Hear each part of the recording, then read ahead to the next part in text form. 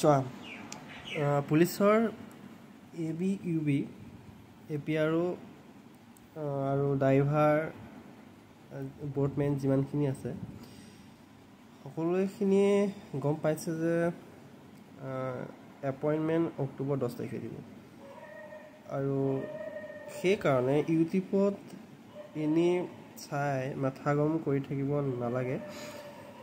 ছেপ্টেম্বৰ 10 তাৰিখৰ আগে আৰু পিছে 2-3 দিন হয়তো আগত হ'ব পাৰে, 2-3 দিন হয়তো পিছত হ'ব পাৰে, তেনেকুৱাতে ৰিজাল্টটো দিয়াটো খাটাং। আৰু তাৰ বাহিৰে কোনো কাৰণত কোনো পধ্যে কেতিয়াও এতিয়া ৰিজাল্ট নেৰে।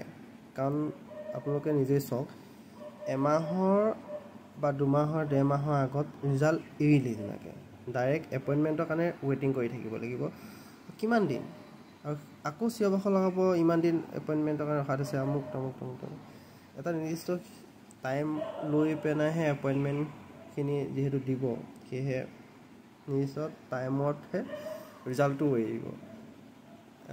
প্ৰায় 20 দিন 25 দিন খুব বেছিহে এমাহ,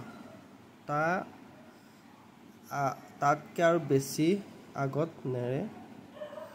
এপইণ্টমেণ্টৰ অক্টোবৰ 10 তাৰিখলৈ প্ৰায় এমাহ 20 দিন 25 দিন থকাতহে ৰিজাল্ট এৰিব। আপোনালোকে নিশ্চিন্ত থাকক। এতিয়া খেতিপথাৰ দিন, খেতিপথাৰত লাগক, আৰু যিসকলে পঢ়ি আছে পঢ়ি থাকক, যিসকলে SSC কাৰণে লাগি আছে SSC কাৰণে লাগি থাকক বাৰু। কিন্তু এতিয়া অযথা ভিডিঅ'বোৰ ইউটিউবত চাই মুগম কৰি থাকিব নালাগে। ছেপ্টেম্বৰতহে ৰিজাল্ট দিয়াটো খাটাং।